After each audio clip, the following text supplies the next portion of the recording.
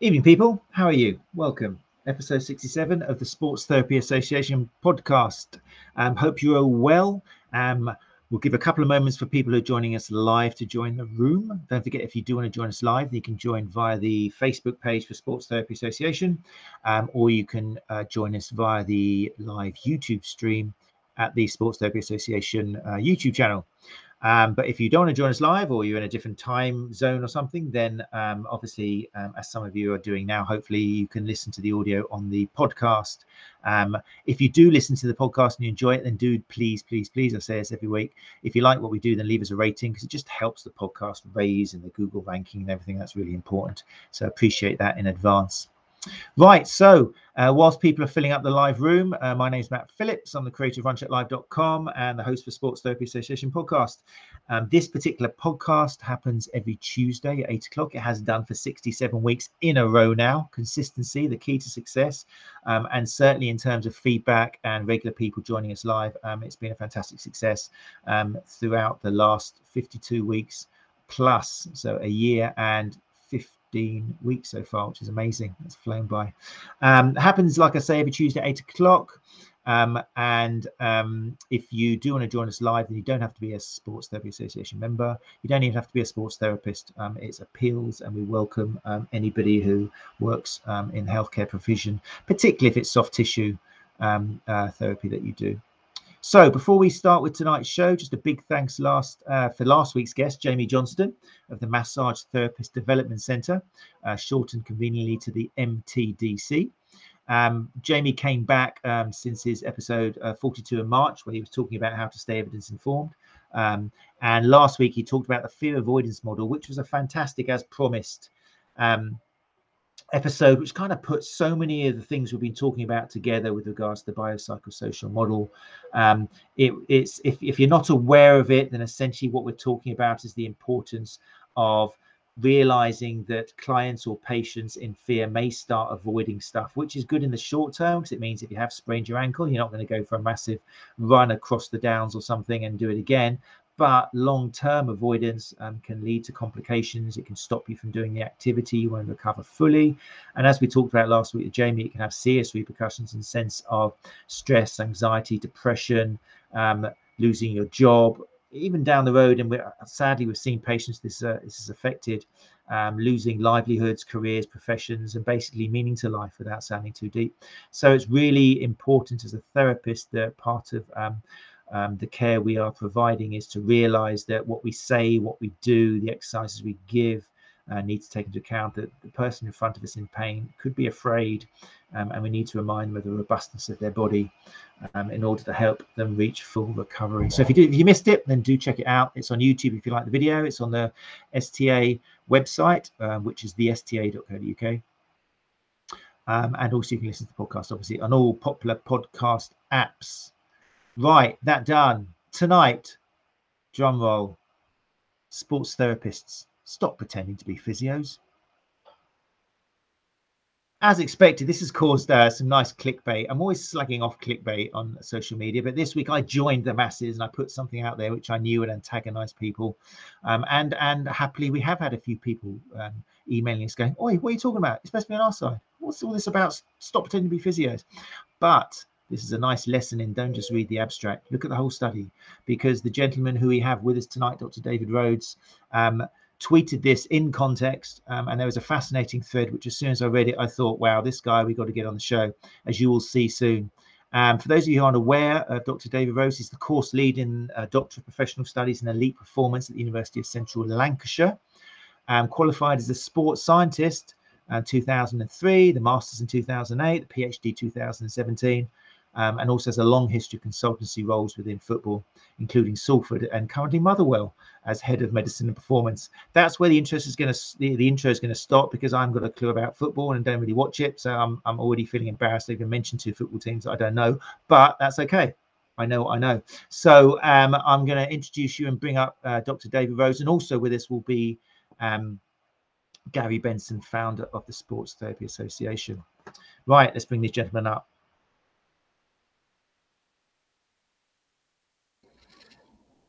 Gentlemen, good evening. How are you? Evening. I'm good. How are you? I'm feeling even worse now, admitting in front of you that I know nothing about football. I thought it was a good disclaimer at the beginning, but now I've got to talk to you. But congratulations on Motherwell. Yes, Scottish Premier. I've been reading up. Fortunately, my father-in-law's down, and he's from Wigan, and he's very much into his football. So we had a little bit of a man talk last night about the class of '92 and the Nevilles and all that, and sort the history. And so I'm a little bit updated, especially in what you've been involved in. So I don't feel too embarrassed. So thanks for joining us, David. No problem. Gary, big man, how are you? Thank you for joining us. Yeah, very well, thanks, Matt. Just busy as always, but always happy to come on and put a bit of balance into some of these chats. Brilliant. I'm hoping we will need some balance tonight, because I'm hoping that the clickbait, I've already apologized to Dr. David Rhodes about using his tweet as clickbait, but it's going to open the door to some really important discussion, which we kind of touched on in other episodes. And if you are joining us live, I can see that Mark Newsy is in the house as well. Don't forget, if you have joined us live, whether on YouTube or in the Sports Therapy Association Facebook page, you can comment. Your comment will come up on the screen along with your Facebook icon. So evening, Mark. Evening, Becky. Carol's in the room. Hey, Becky, how you doing? I'll talk to you later. Some of your comments today about who we could get on the show was brilliant. So thanks, Becky. I'll talk to you later on about that. That was great. Julia's here as well. Catherine's here. Hi, everyone. Listening while I do my CPD statement. Fantastic. Well, this is going to be great CPD, and it's free. And Stephen Waterson. So people, yes, do bring questions up for both David and Gary tonight, and stop me from talking when necessary. Can I just say, Matt, that I do remember a comment you made to Mark a while ago about being ever present, and that was a kiss of death. We haven't seen him since. Who was that? Oh, to Mark, was it? To Mark, yeah. Oh, right. Okay. Thanks, Mark. Welcome back. Sorry about anything I said to you in the past. There you go. It's been a while for a live one. I hope that wasn't really to do with me. Right. Okay. Focus on Dr. David Rhodes. David, for people who aren't aware of you, before we get into the topic tonight and the audacity of you tweeting what you did, then yeah, what's your background, mate? Where have you come from, and how have you arrived where you are? It's a long story. Yeah, in short, I'll try and keep it short as I can. I started in sports science 2000, started my degree in sports science.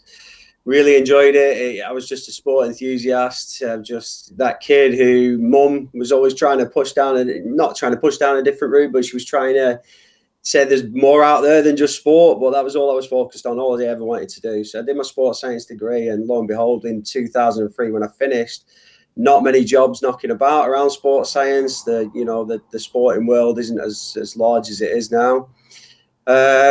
So picked up a lot of part-time roles, really, non-league football, tinkered in around professional clubs, and then decided, if I stumbled on sports therapy, it was an injury I got when I was playing football, funnily enough, which most people, when you speak to how they get into our industry, it's usually an injury background, inquisitive.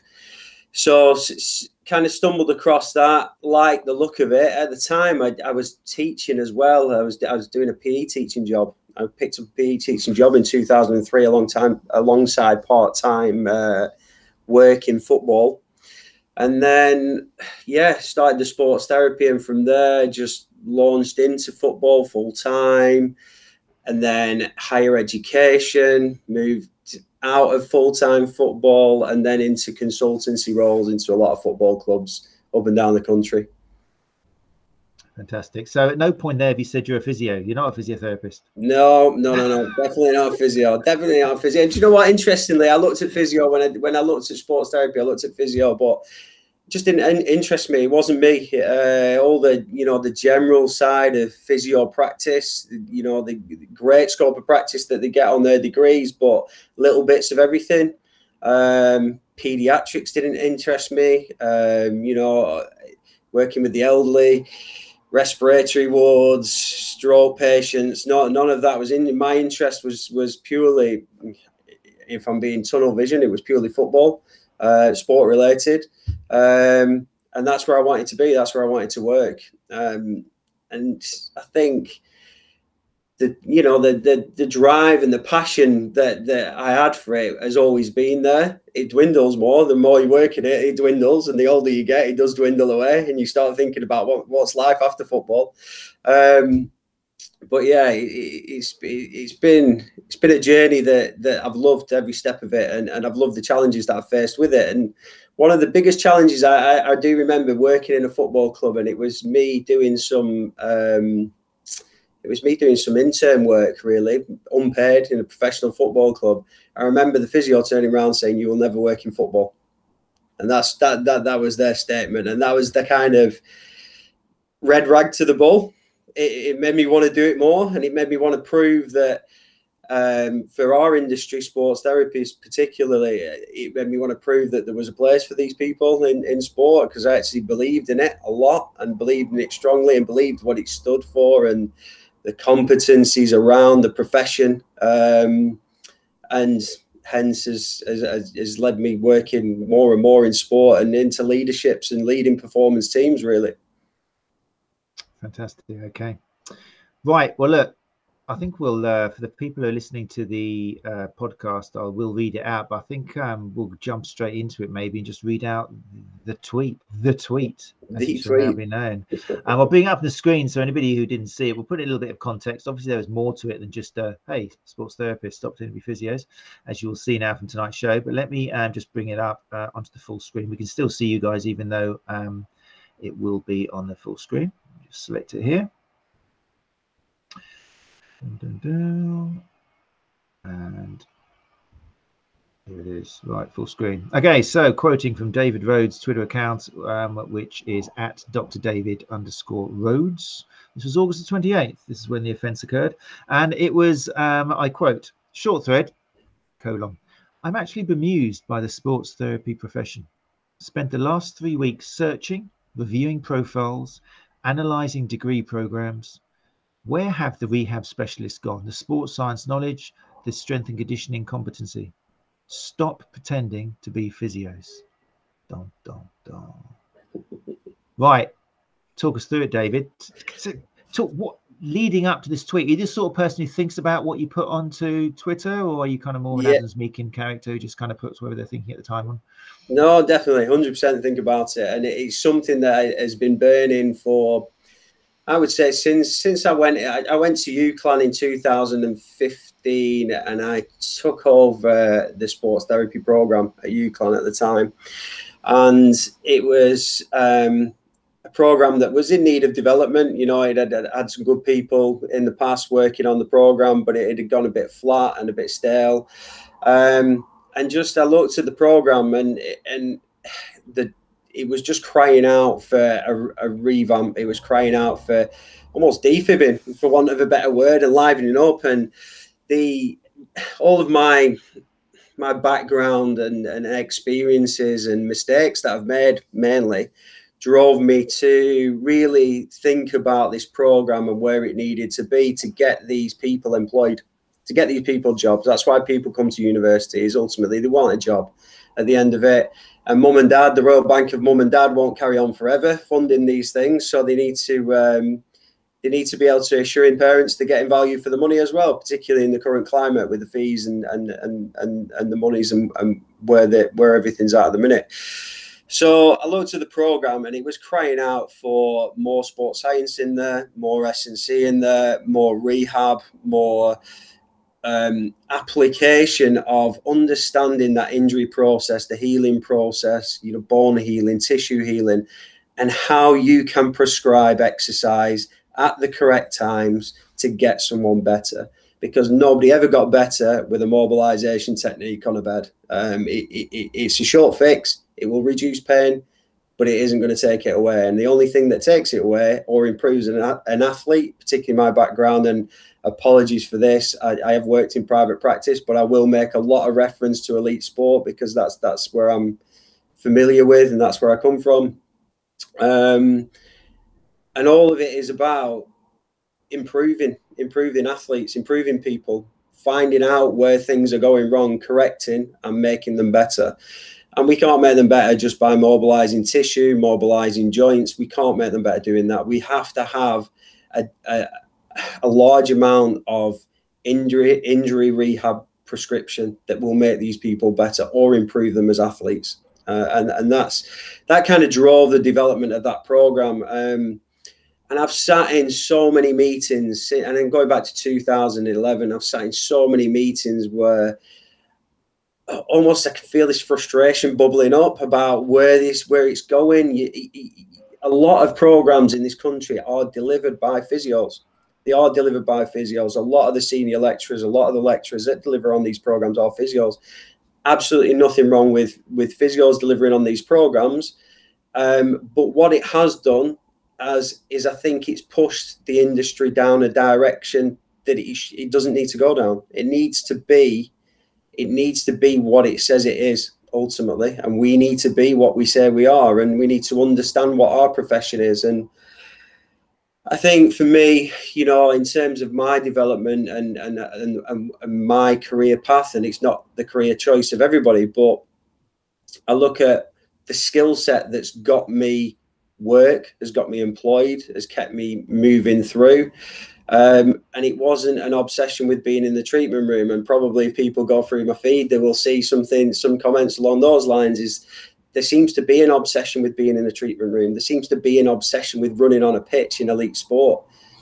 Sports therapists don't need to do that. There's so much more to the job than that. Running on a pitch on a Saturday afternoon doesn't get the athlete back. Being in the treatment room 24/7 and never stepping into a gym, or not understanding where we prescribe, how we prescribe conditioning, how we improve power, how we improve strength, how we improve other components of fitness with gym-based exercises, isn't sometimes I think a lot of physios that I have conversations with that are graduating or coming into an elite sport environment, they will openly admit that they haven't got that background. They haven't got that background. And then you've got your strength and conditioners, sports scientists, who are now tinkering in rehab, and a lot of jobs that have gone out, particularly in football, because I see a lot of them. I get asked about them a lot. I get asked about who to employ, where to employ, who's good.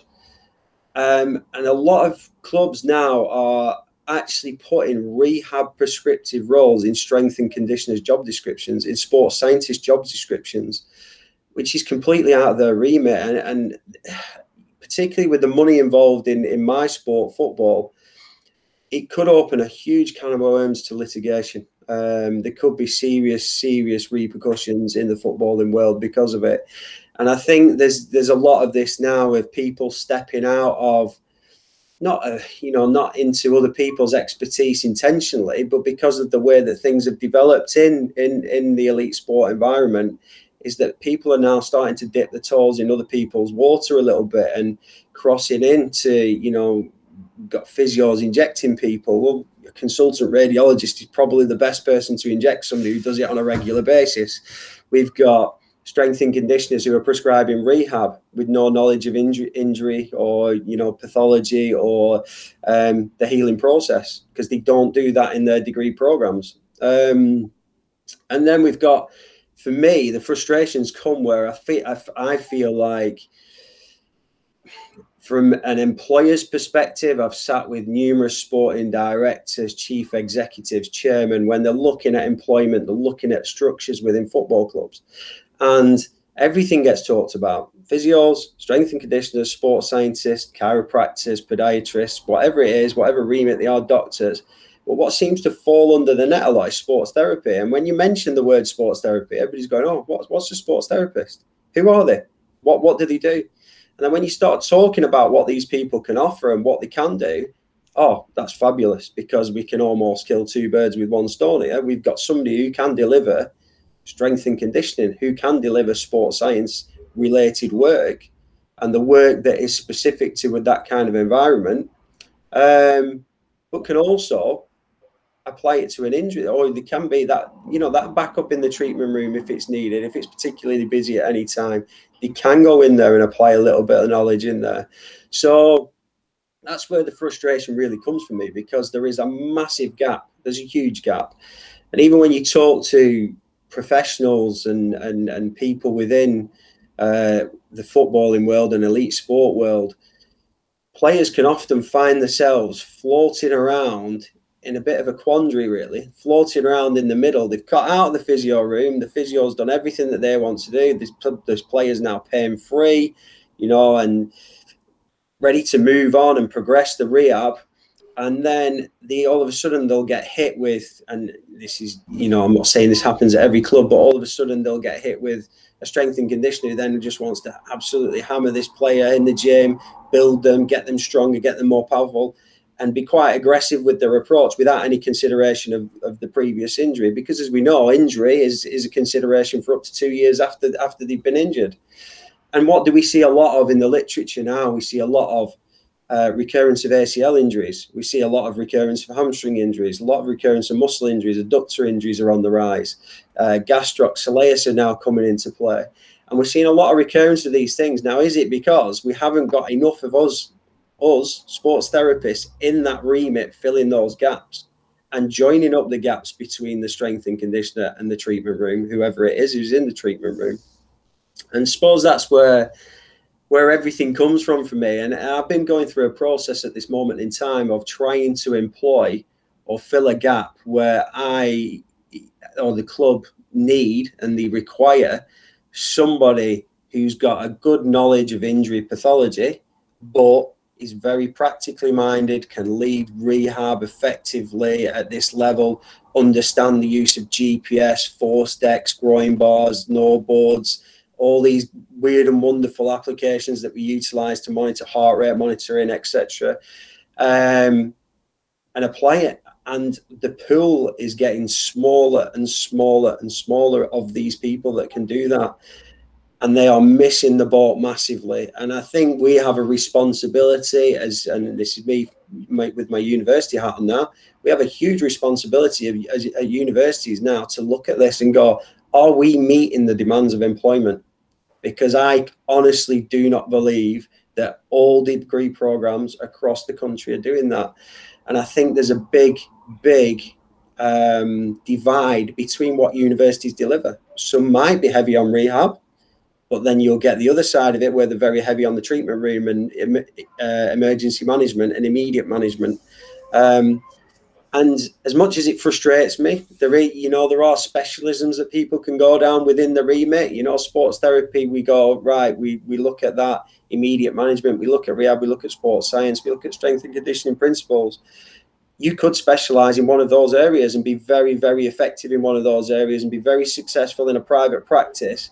But when we look at elite sport, as much as it pains me to say it, and this is not a fault of sports therapists, it's not a fault of universities, this is a fault of the governing bodies, not recognizing the competence that these people have in actually being pitch side.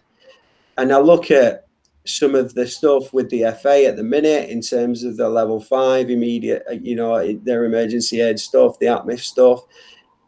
They're training physios on there, sports therapists on there, doctors on there. Well, they're actually training physios and sports therapists doing things that they will never, ever do because they are accompanied by paramedics, they are accompanied by doctors. They are never going to stick a needle in somebody's chest. They are never going to stick a big biro through somebody's throat. You know, it's not going to happen in an elite sport environment because you have too many professional bodies. And that goes back to stepping out of remits again. And that is a frustration, and it has been a huge frustration of mine, these regulations set by the FA, the RFU. They need to change because I'm a great believer, whether you're a physio, a sports therapist, a massage therapist, an osteopathic chiropractor, it is the best person for the job, and it's to meet business demand. The regulations do restrict that to happen, and that is a frustration. But do we sit there, do we sulk about it, do we moan about it and then say we'll never get employed, or do we go, well, where do I fit? If I want to work in an elite sport environment, where do I fit, and what skill set do I need to be able to do that? I've had several conversations with sports therapists in the last 10 years, and I think my advice has always been the same, because you can see the gap is go and do your UKSCA qualifications, go and do your BASIS accreditation, go and get those things, because all of a sudden you've opened a pool of jobs up, sports science, strength and conditioning, or sports therapy jobs, which we are seeing now come out a lot. There's a lot of sports therapy jobs coming out now. They're just not labelled sports therapists, which is the frustration. And briefly, myself and Gary had we had a brief conversation about the email you'd had, Gary, about job applications, or job adverts, and people trying to put everybody on one job description. And actually, the person that might fit that remit a little bit more, when you look at it, is the sports therapist or the sports rehabber. And that's another one, is looking at sports therapy and sports rehab. What's the difference? I don't see any difference between the two professions whatsoever. When you look at the competencies of each profession. But if I'm I always try and put this, because I work on basic principles. Whatever I do, I work on basic principles. You know, whether it's rehab, whether it's assessment, it's always, are the fundamental basics in place? And I always think, if I was a general public member of public now, and I was going, I've got an ankle injury, where do I go? And I see an advert for a sports rehabber, I see an advert for a soft tissue therapist, I see an advert for a physio, I see an advert for a chiropractor and osteopath, who obviously they're in the remit of sports injury as well. You often see it when you drive past the private practices, sports injuries. Where am I going? What am I picking? And that is, again, it's almost a loss of identity for professions generally. Where do we all sit? What are our roles? What do we specialise in? And what are we bringing to the table? So much there to start picking apart. I can see the vein in Gary's forehead recording and thinking, I've got to ask some questions now, so I'm going to let him have a go. Just think, I mean, it's always a sign as well that the live feed has gone very quiet, and Becky's just summed it up saying, I'm sat here nodding continuously. Well said, David. Clap, clap. Right, guys, if you've got any questions, Gary, I can tell, is ready to go. He's got so much to ask. But if you guys listening have got anything to ask, and on YouTube as well, anything you want to fire off with regards to what David just said, the many kind of things we can dip into now, and go ahead. But Gary, I have the sensation you'd like to ask something. Yeah, okay. I'll start with a few statistics if I can. Apparently, there are, if you believe what you read on the internet, there are 38 accredited sports therapy degrees. There are 12 unaccredited. Let's just round it to 50 courses in the country, with an average of 30 candidates per course. That gives you 1,500. 65% of them won't work in sports therapy after 18 months because there are no jobs. The STA has 1,000 members. Less than 7% work in professional sport, never mind elite sport. So I fully take on board and respect the thing about that you won't get better in the treatment room.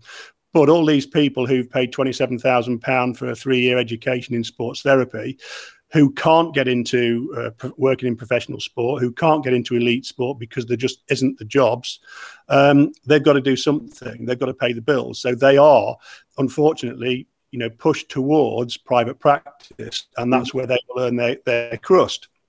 Now, if we look at the standards on sports therapy courses, if we look at standards of sports therapy, and I've harped on about this, a million times probably, but the National Occupational Competencies, which are owned by the Sector Skills Councils, were consulted on in 2008, adopted in 2009, and expired in 2014.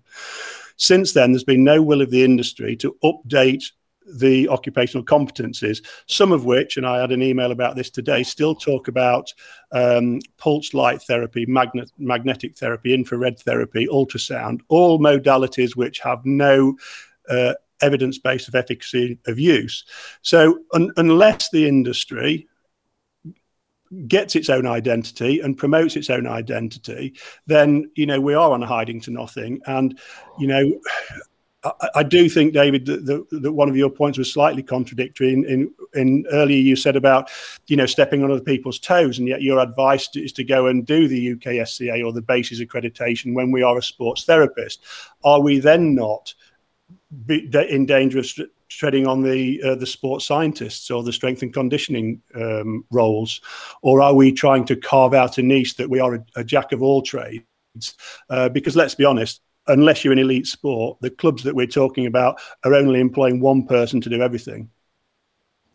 Yeah. Well, first one is, I fully agree with your comments about the amount and the percentage of you know, people employed in elite performance, elite sport. You take football, for example, there's 92 league clubs, 92 football league clubs. So, you know, in theory, yes, there's more than 92 jobs, but let's say you times it by 3 as an average, you know, that isn't going to cater for every single person on a sports therapy degree. But I would then counter that in terms of looking at law degrees or accountancy degrees or maths degrees, geography degrees, is, you know, where I think the university market is saturated now in terms of students. It's a lot of numbers of students. There's large quantities of students doing degrees now. And I think you see it generally across every occupation, where they're actually now looking for higher qualifications, master's qualifications. You now need to have a master's to get 25 grand a year. Well, look at your investment of that money to get 25 grand a year. It doesn't balance. So, yeah, I totally agree with you. The percentage of people that will get into elite sport is small, but it doesn't stop. I do strongly believe that a lot of the things and a lot of the principles that we've talked about, rehab, out of the treatment room into the gym, are the things that will improve people. You know, we see a lot of evidence all the time. Osteoporosis, what makes them better? Lifting, loading, makes them stronger. So there still needs to be an application that in private practice. For me, exercise prescription is key to making anybody better and improving them. And, you know, I've been in private practice, and we all get those patients through the door that have zero interest in doing any exercise that you prescribe them, give them, or take them in a gym to do. And they do just want to come and get treated. But I think ethically, there's got to be an understanding there of, listen, we can treat you, we can reduce your pain, but you will be coming back for this once or twice a week to maintain your pain being down. If that person is perfectly fine and well doing that, then great for business, because it keeps bringing the money in. And I fully agree with you. People do need to work in private practice. They do need those skill sets, which leads me on to the next thing in terms of, I think the big push. I mean, a lot of the conversations I've had with sports therapists, not at my university, funnily enough, I get contacted quite a lot through Twitter. And we end up having phone conversations or Zoom chats, and that is the advice I give them, for the simple reason of they haven't covered those areas in their degree. That has failed them in their degree. If they had a good understanding of strength and conditioning, had a good understanding of sports science principles, then I wouldn't be telling them to do that. But the other side of it, and the flip side of it of the coin, is that a lot of these people that contact me want to work in elite sport. Those two qualifications are hugely recognised for practitioners in sport, and they are listed, particularly in the Premier League now. They're listed as essential criteria for jobs. Now, for example, one job that went out about 4 months ago, I won't name the club, but was for a strength and conditioning and rehabilitation coach. Now, is that not a sports therapist? In my mind, that is a sports therapist. The only thing he probably didn't have on there is, you know, being comfortable around the treatment room or be able to mobilize a joint in the gym. You know, if you're getting a bit of restriction on dorsiflexion, can we mobilize that joint? Can we then get a little bit more out of that exercise in the gym? So that was probably the only thing that was missing out of that. But one of the essential criteria on that job was the UKSCA qualification. So that's kind of why that would be quite strong advice for me to open that job pool up for people. Yeah, I've done a number of visits to universities, and I'll just mention one. I went to York St John and was invited by Jamie Salter, who's part of the programme team there. And we spent the whole day in the strength and conditioning gym. The facilities were excellent. I've been to other universities who teach a sports therapy degree that doesn't have a gym. Yeah, 100%. And this is what we're up against. 100% agree. I think the standards have to be raised by the bodies, by the professional bodies. Ultimately, they need to look at the, you know, and this includes BASRAT, this includes the Society of Sports Therapists. You know, they need to go and look at that and go, are we demanding standards out of our universities to ensure that we are meeting our competencies? Because I haven't done it, but I probably could guess that at least 50% of the degrees, if I walked around the country and walked in, are what you said. No gym, no contemporary pieces of equipment that they need to be aware of or they need to have experience of utilizing. And you can look at a lot of things: GPS, force plates, no boards, IKDs. The list is endless, as you know, particularly. And these things are filtering into private practice. People have these pieces of equipment in private practice, but you're 100% right in where you mentioned ultrasound, you mentioned interferential, you mentioned TENS is still on a competency. Where are these things are extinct. You don't see these things in private practice or in elite sport. So why are we still trying to tick those boxes? And that's what's kind of killing the profession, is because now they haven't been refreshed. As you rightly said, 2014, they haven't been refreshed since then. Why are we not putting things in there that are going to make people more employable?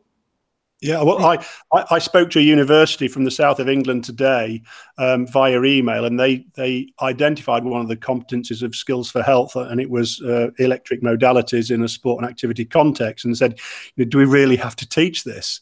And I said, no, but because it's a current, albeit out of date, occupational competency that's still a valid standard at the moment, we have to identify it to the cohort and say, but this is what the evidence now says. That we shouldn't be using these. As you say, they are outdated. They should be extinct. Unfortunately, they're not extinct in many private practice clinics, multidiscipline clinics, for example. But yeah, it's heartening to hear that, that people like yourself are questioning it, because we need more people from elite sport and from professional sport to start questioning these standards, because there's no will of the industry to consult on them. One of the major stakeholders in sports therapy runs a training course at level 5. They've got no interest in consulting on standards which would make their course inaccessible or worthless in terms of time and investment. We've got another major stakeholder who I don't know if you watched it, but on Chewing It Over with Jack Chew a couple of months ago, he invited Professor Smith, who's the chair of the Society of Sports Therapists, but also a board member of the CSP. And I'm never going to disrespect anybody in this industry who puts copious amounts of work into developing the industry. I probably don't agree with some of the things that are happening, but one of the interesting points was he inferred that one of the first things he did when the Society of Sports Therapists started was that he benchmark the minimum qualification or the minimum standard for working in professional sport in a medical team as being a physiotherapy degree, which I thought, I couldn't see the reasoning behind that. I thought it was a conflict when we are talking about sports therapists. What we should have been doing was saying, well, as you identified, the sports therapist is the one who fits these job descriptions, who has these specific skill sets that are required and would be cost effective, because they can do the strength and conditioning, they can do the rehab, they can do a little bit of mobilizing in the gym with the soft tissue work. They do have the on-pitch skills. So we would be better value for money than probably employing 3 different professionals. Yeah, definitely. Particularly at the lower levels of, if you look at football, League 2, League 1, where budgets aren't huge, then you need somebody in that.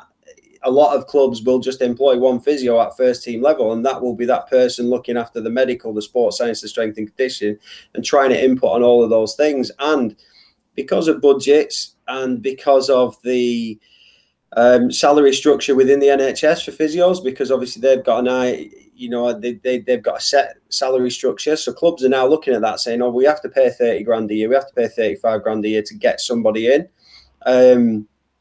And then that's all they can afford.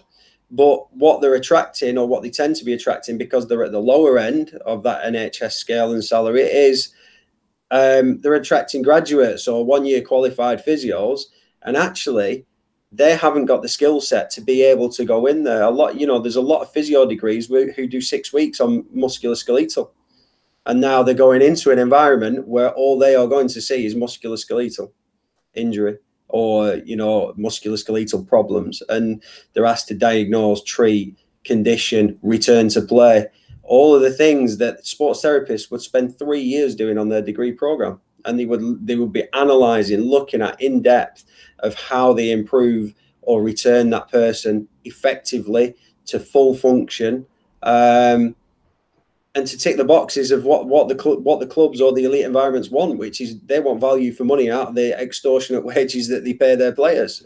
So it's a merry-go-round that just keeps going round, and until somebody steps up to the plate and steps up and says, well, actually, no, we need to stop, we need to do more about this, then it will just continue to go around. But my biggest worry and my biggest fear, hence the strength of the tweets that I've put out there, is that the profession will die. It will die. And I think we're beginning to see the evolving now gradually.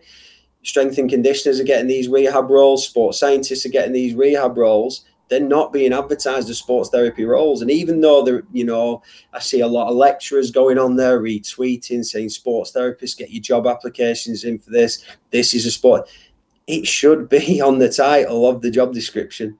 And that is it. A sports that we need a sports therapist, and that's it. And the title of the job description is first team sports therapist, academy sports therapist. That's what it should be.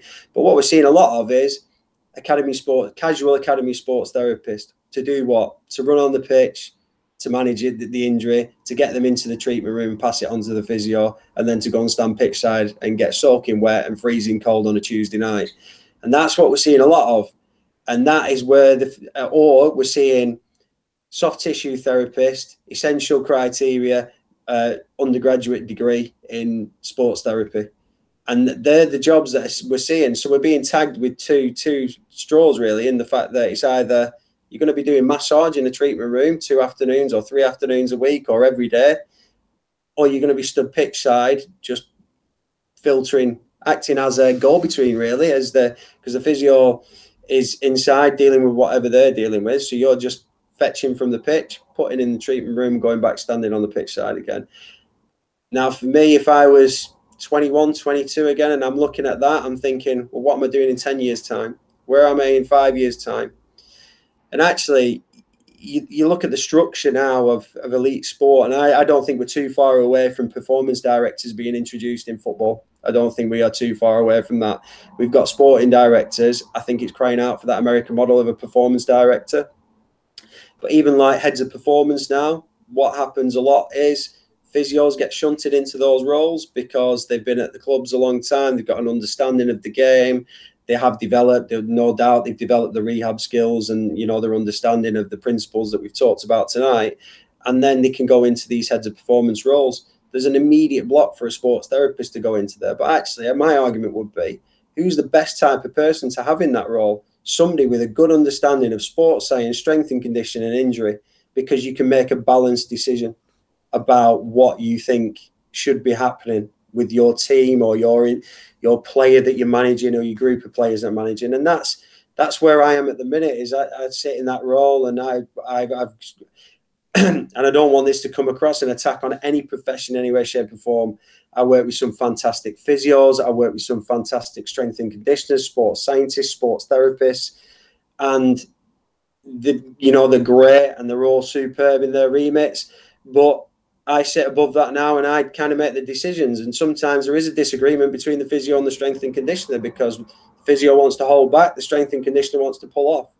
And what I'm saying is, well, actually, I can hear what you're saying. I can hear what you're saying. This is what we'll do. And there's always somewhere in between. But I think to be able to make that decision, you need to be educated in all those areas, really. Maybe I had a better start at the start of my career because I was sports science, so I was always interested in that side of things, of delivering principles of training, and they are all basic principles. How do you get fitter? You overload. We overload that player. We get them fitter. And yeah, it's become a little bit more detailed now with the things that we can look at, and we can be a little bit more intricate with that, and a lot safer. But I think that there's just a huge pool, and like I said, my worry is that if we don't do something and we don't step up as a profession, we are potentially going to fall out and fall behind, which I think is happening already. Matt, right, let's go to some. yeah, go. We've got some interesting questions and comments coming through now. I want to go first to, because obviously I'm interested to hear from a physio what physios are saying, because I particularly made a point of posting this in the therapist and physio support group with Gemma Oliver, because like you said, it's good and bad in every profession, and we're definitely not, well, you can't attack one profession because we're all on the same page in the sense that it's the person, not the profession or the certificate they've got. But that said, so I want to give time to Anthony Stevens here, who I don't know if you are a physio, Anthony, you can just let me know in another comment, but I'll read out what you put. Anthony Stevens says, I have to disagree wholeheartedly regarding the 6 weeks MSK experience for physios. Do you think for the other 3 years that physios are twiddling their thumbs talking about totally unrelated structures? Could be a bit of a straw man argument there, I'm not sure.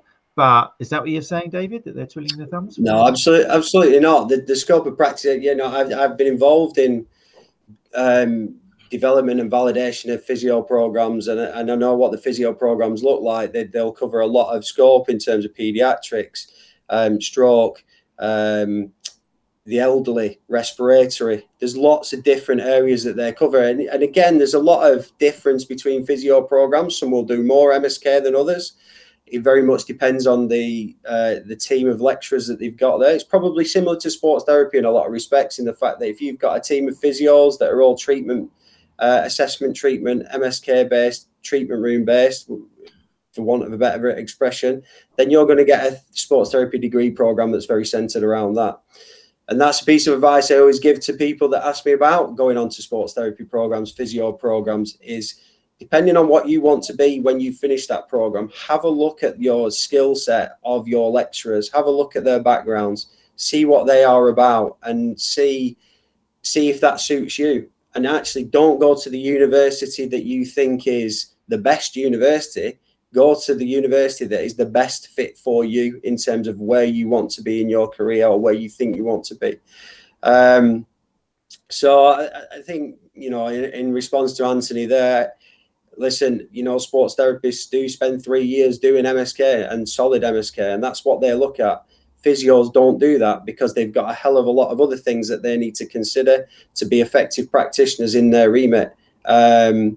And that isn't a weakness of the program. It's actually a strength of the program in the fact that they're looking at other areas.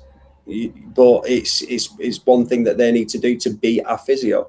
And you know, I've been talking about being a sports therapist there. So it's it's always going to spark debate. It's always going to spark controversy between professions, and people think it's an attack of professions. It's certainly not that. As I've said, I've worked with some brilliant physios, sports therapists, strength and sports scientists, but I've also worked with some terrible ones. And they might think I'm terrible in terms of what I do and how I deliver things.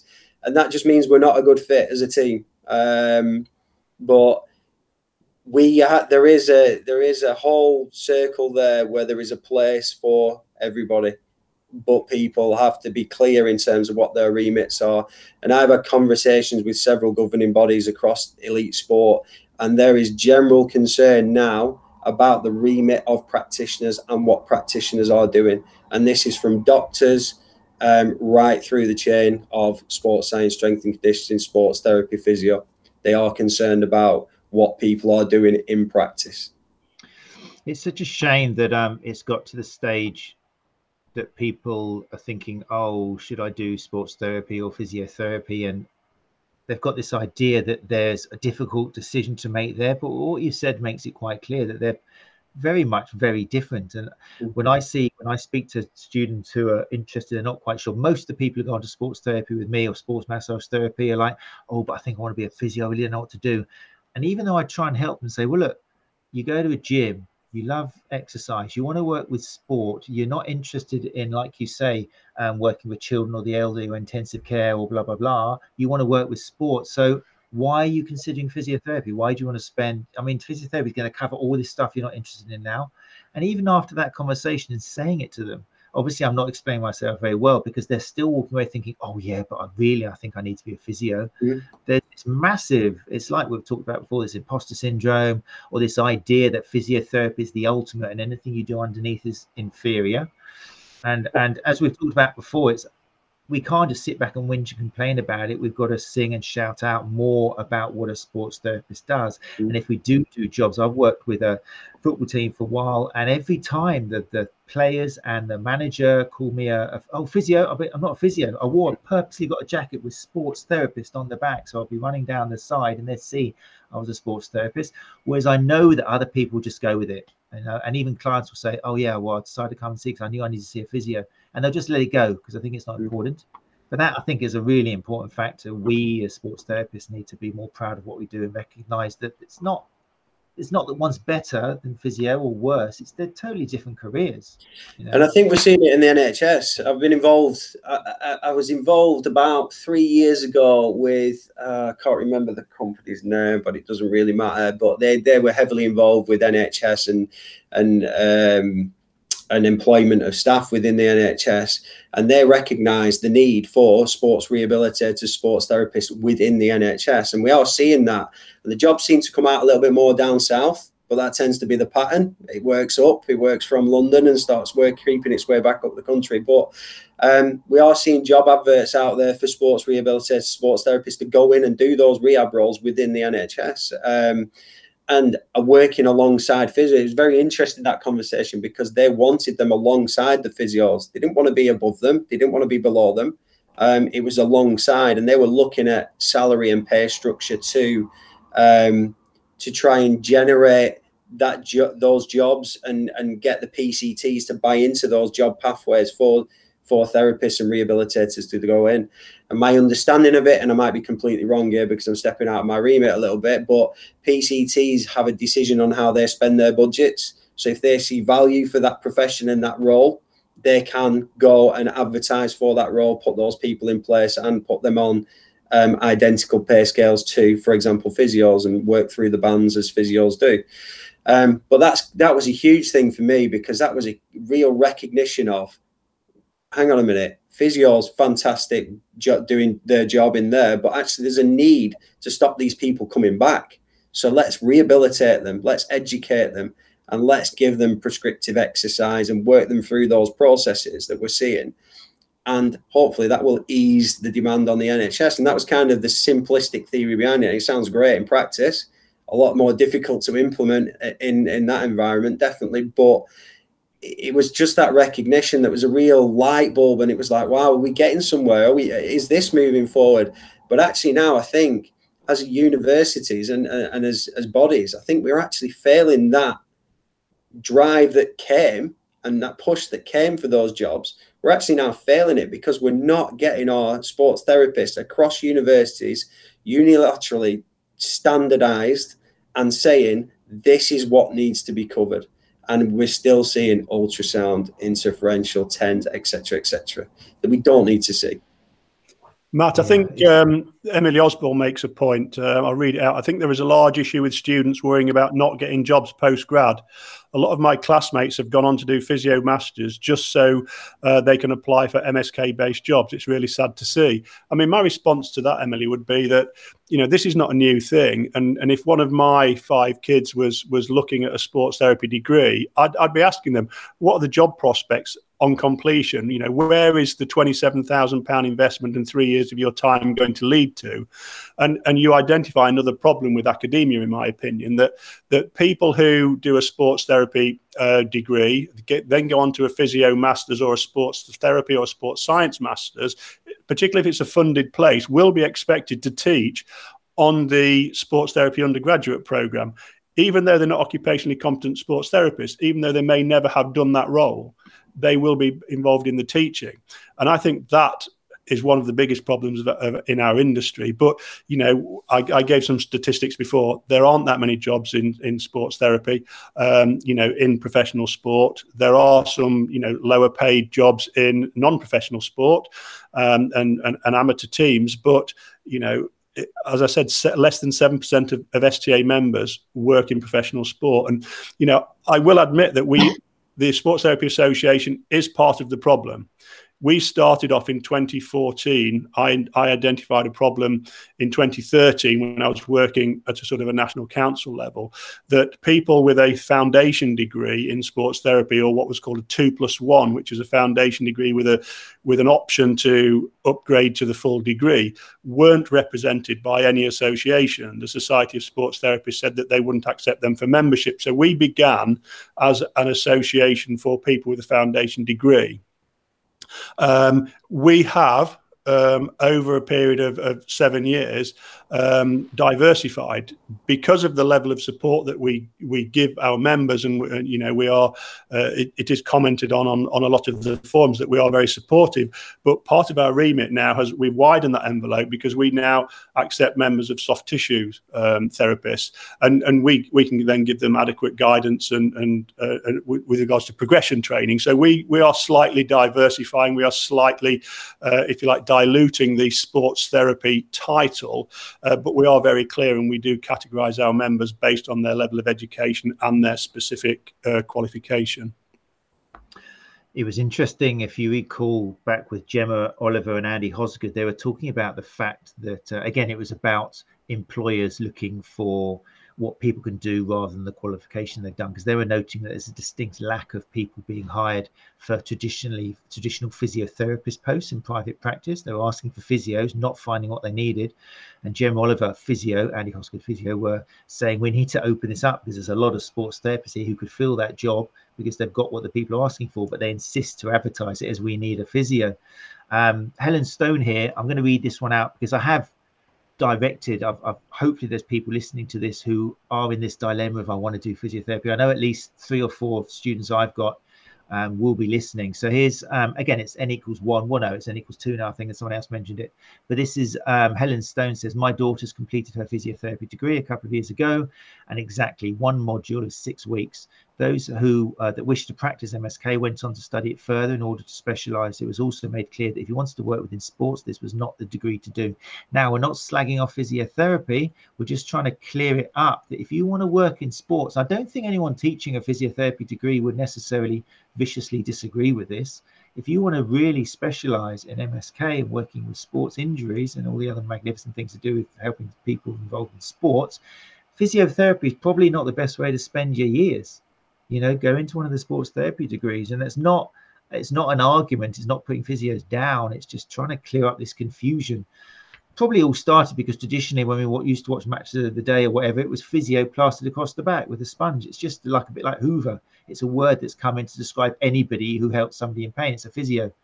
What we can do to change that, well, we've talked about in a few different episodes, but like David and Gary have said, it starts probably with us just speaking out our name more, applying, like Gemma said, maybe to jobs which are just asking for physio and saying, I saw you're looking for somebody here, and I know you said physios, but here's my job spec, here's my CV attached. You might find I've actually got what you need, even though you've asked for a physio. Do that. There's nothing wrong with it, because coming from the horse's mouth, Gemma Oliver is not a horse, sorry, but coming from the physio's mouth, she knows what physios have got and what you guys have got, and she reckons employers will turn around and go, you know what? Looking at your CV, you're exactly what we need. Sorry about that. Yeah, coming in for the interview. So it starts with us, probably. Yeah. There's a point from Fiona Higgs there, who's been a guest on here before, Matt. Definitely an issue with the understanding of the general population and sports organisations. Perhaps an STA stand is needed at some of the big conferences attended by management of teams, i.e. the FA conferences, to push the definition of sports therapists. Well, you know, in response to that, Fiona, I have looked at that, and to get a place at a conference, you know, of that nature, you're looking at spending in excess of £5,000, which we don't have those available resources. Plus, you know, the FA have already got a working relationship with the CSP and the SST, and it's pretty hard to break into that. So what we have to do as an association, we have to go about our job diligently and professionally. We have to raise standards. We have to police our members. And we are, you know, making inroads, and we do now have a contact at the FA, and our graduate members can attend the FA first aid courses, and every week I get an email saying, can you confirm that these are graduate members of the STA? So we are making inroads, but albeit slow. but I would love to go to some of the conferences. We're the only association, in fact, that goes to the Elite Sports Therapy or Sports Performance in Excel in London and the NEC. Ollie from Basrat, I see him at the NEC at Therapy Expo, and he has been to the Elite Sports show at Excel, but none of the other associations go. Yeah. We're going to have you back on the show, Fiona, by the way. Thanks for joining tonight. You reminded me. I want to get you back for another. I'd love to have you up here again talking about what you know. It'd be great to have you. So remind me afterwards, Fiona, to talk to you about that. Fiona comes up with a follow-up tweet just saying, and again, we're not slacking off physiotherapy. I don't want to give that impression, but it's just noting the differences. Fiona says, shockingly supported students in UG Sports Therapy, undergraduate sports therapy, that have been taught by physio who knew much less and seem to have less experience than the graduate teaching assistant. Different things. They're different things. Dr. David Rhodes, what else can we do to help? How can we make your life easier and help you not have to put these tweets out there? Oh, well, I think for me, just I think there's a lot of issues that need to be addressed, and I think one of them from the offset is universities looking carefully about who they employ to deliver the program is one. You know, where is their skill set? And I've always said this: there's always an issue with universities, elite sport, is those people making the decisions to structure a medical department or structure a course team tend not to be experienced in this world or our world. They're the guy that, you know, you sit with the sporting director and going, oh, I need a physio. What do you need a physio for? Well, I just need one because that guideline says I need a physio. Yeah, but we've got a physio in the building, so can we not have one of those so we can tailor and filter in some more, you know? And I had that conversation within 2 weeks of consulting at a club, and it was like, I've never heard of these sports therapists. This sounds brilliant. This sounds like we've been missing this, you know, for the last 10 years. Why do we not know about it? Is it something new? Well, no, it's not a new profession. It's been there a long time. But then you've got the issue of academia, where you get, as has been stated there, sometimes you might get a physio who's gone there to deliver on a physio degree, and numbers have dropped on their physio degree. Okay, where can we put them? Or we'll sidestep them into sports therapy. And now that you've got an NHS physio who's now delivering in sports therapy, that doesn't fit. And what is that physio going to teach? Well, they're going to teach how they treat MSK injury in a hospital, not how we treat it in private practice or how we treat it in a sporting environment or a sporting context. So there's a huge issue there around that. And I think there's the biggest issue for me, and why that's kind of escalated, is because there's not enough sports therapists working within elite sport in my environments. There's not enough sports therapists in there. So, you know, a natural path, and I speak about some colleagues who are physios, but actually with the old remedial gymnast. Gary, you might remember the remedial gymnast. So they would old. I love the way he thinks I'm much younger than you. I'm just going to write that down. They would classify themselves as sports therapists in essence, but they got grandparented into the CSP and the HCPC. Can't remember when, but I think it was the 90s. They got grandparented in. It might have been a bit earlier. But they've gone through their career in elite sport, and then they've gone, too old for elite sport now. Had enough of it. Had enough of 7 days a week and all of that. What am I going to do now? Oh, I'll go and teach a sports therapy degree, because they've got all of that experience in there, and they're the people that you want delivering on those programs. You know, if they are a physio background, they're the type of people that you need.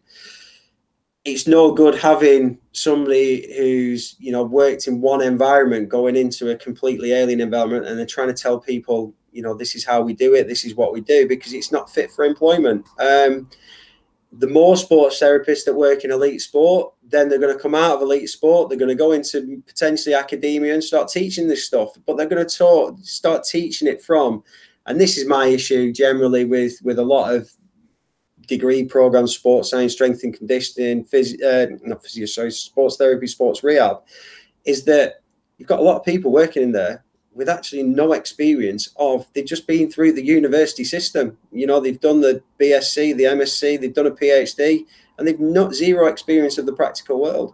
How are you going to, what's your delivery? Where are you coming from? Because you've no experience of practice, you've no experience of employment, you've no experience of demand and what the need is. And there needs to be either a need from the universities to employ those type of people, or a strong desire of the academics working to come and connect with people in employment. Come and connect with those people and go, you're barking up the wrong tree with that module. Scrap that module. You need to have a module of this. Now, is that fear? Is it fear of going in and asking questions about things that you don't know? Well, it's one thing that I've always done, is ask questions and never been scared to go, I've no idea what you're talking about. I still do it now. I still pick up the phone to people and go, I've heard this today, not quite sure what it is. What do you think? And I'll get advice, and I seek advice from very good people. I've worked with some superb people, and I can pick up the phone and the good friends and seek that advice. But there has to be that drop of fear. That's one drop of fear of going speaking to different professions, different people. There has to be a learning curve for the academics in institutions about making courses tailored for practice. We have to do that. And then there has to be a recognition in elite sport and an education through elite sport, right through the pyramids of all different types of sport, of what professions are and what they actually do. I remember sitting with a sporting director and saying to him, okay, you're telling me you want a physio. What does a physio do? Well, he treats injuries. Okay. Is that it? What else are they competent in? What are the skill set they have? And they don't have an understanding of it, but then they're going out and employing people. And that's where I think eventually the performance director role will probably come into elite sport, and it will sit alongside a sporting director, because it will be someone who has a good understanding of each profession and can bring a team together, particularly at the top level where you've got 30, 40, 50 staff. Right, well, look, guys, it's 9:10, so there's a lot of interesting. I mean, I'm feeling a part two definitely after this has gone out and a few people listen to it. I mean, personally, the thing I'm thinking is, I think it's about time we got rid of the term sports massage therapist. I think we got a distance sports massage therapist, not with any disrespect to massage therapists. If you're a massage therapist and you understand your goal is to relax the nervous system, you cup away, you inject away, you do all of these things which can bring down pain, even if it's only temporary, and make people feel better. You can specialize it. But as soon as you are working with injuries, then you don't really want massage in the title. You might still do massage. There's no disrespect to massage, and I do. But I think that's part of the problem. We've got to make people realize that a sports therapist might do a bit of massage, but it's not a massage therapist who's done a bit of a bolt-on. They're very different, very, very different. I don't know how easy we can get rid of that title, because it's such a massive industry. The sports massage therapy industry is huge.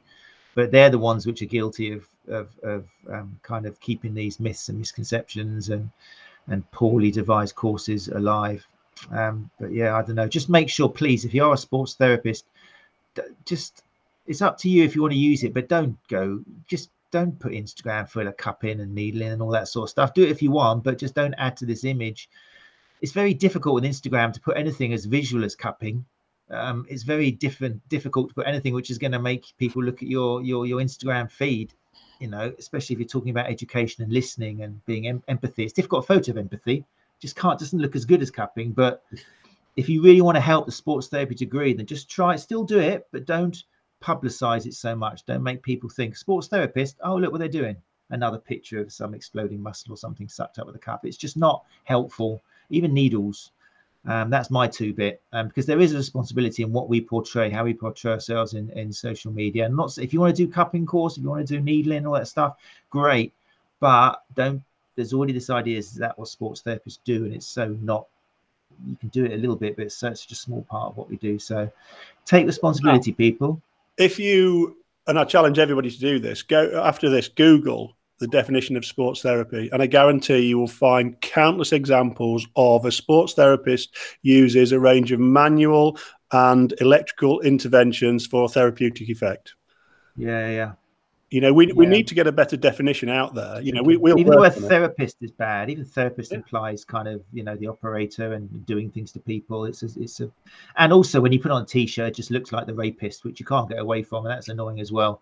A number of times I just put sports therapy because I've just got some printed for Brighton Marathon, and they made a mistake. They put sports therapist. I was like, no, I specifically don't want sports the rapist on my back. I want sports therapy. But And it's important. I think the name's important. But hey, what do you replace it with?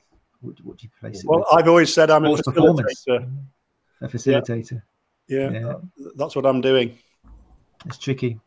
Right, well, look, time's beating us, people. There's so many interesting comments now. People have really warmed up in here. I particularly, I just want, Mike James, sorry, welcome, Mike. Hey, thanks for joining us. Mike just mentioned that he's spoken openly that an MSc physio was simply to open doors that our bizarre industry wouldn't open without it. So, Mike, thanks for your input. Tim Allardyce, I thought you were in Tokyo, Tim. Obviously back. Congratulations to you. Well done. Yeah, thanks. Tim says there's a demand for physios for a number of reasons. Requirement of insurance companies. We didn't mention that as another big thing, isn't it? Got to have a physio in your clinic because that's a big, consistent money earner. The name physio being synonymous with sport, long history being in the NHS. Sports therapists are breaking through and taking up many sports roles. There's a lot there which I would like to have gone through, but we haven't had time tonight because I want to let David be on his way. So, David, thank you so much for joining us. You've definitely sparked off the most debate in the live chat since summer. People have now woken up now. We got up to 50 something just in the Facebook group. So you've definitely you can be proud of yourself, David. Of all the things that have come in your life, this is probably to put there at the top. I can sleep well tonight. It's been like a therapy session. You can. Yeah. So yeah, brilliant. What's up for you now, David? Anything? What's the rest of the year got on hold for you? The rest You're doing of some the year. research as well in the Premier, aren't you? You're doing some interesting research. So we're doing a bit of work with the Premier League at the minute. So yeah, we've got some research funding in there. We've done.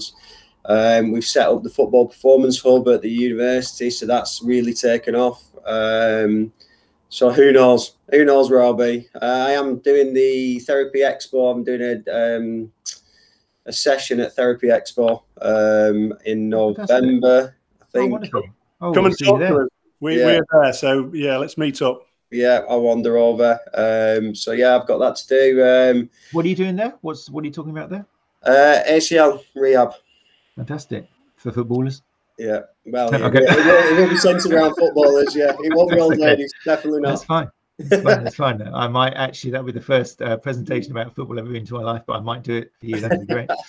Oh, great. We'll have to meet up. I think we're going to do an episode in for the podcast late in October, I think we said, which will be focused on a few things to do with Therapy Expo. So we'll mention it again there, speakers who we know are going to be out there.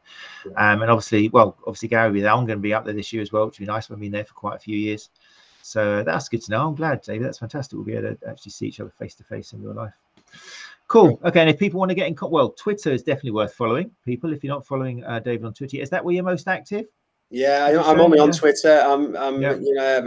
It's the only one I can. I've not got many words to say, so Twitter suits me down to the ground. 100 characters is all I've got. It's good. It's a good feed. It's a good feed. Yeah, I recommend you do follow it. And that's Dr. David together and an _ Rhodes, isn't it? Is that right? Yeah, that's it. Yeah, fantastic. Yeah. Okay, right. Okay, people, right. We better sign out. It's 9:16. Thank you so much, everyone who has joined us live next week. So again, Tuesday at 8 o'clock, we are bringing back. Oh, Dr. Claire Minshall's back, fresh from her car bike altercation, which you're probably aware of if you follow her, and her sternoclavicular joint surgery. Happily into rehab, and it seems to be progressing well. And she's doing like a tour of the UK, meeting Joe Gibson and all the other shoulder experts while she can in the process. And I think she talked to Jack the other day as well, which I'm waiting to listen to as well on chewing it over. So that'll be next week. It'll be nice to hear from Dr. Claire Minshall again. But for now, from Gary Benson and Dr. David Rhodes, again, thanks, Dave, for coming on. And myself, thank you for having me. Thank you. Thank you. We'll say goodnight and we'll see you next week. Take care of each other. Goodbye. Bye. See you later.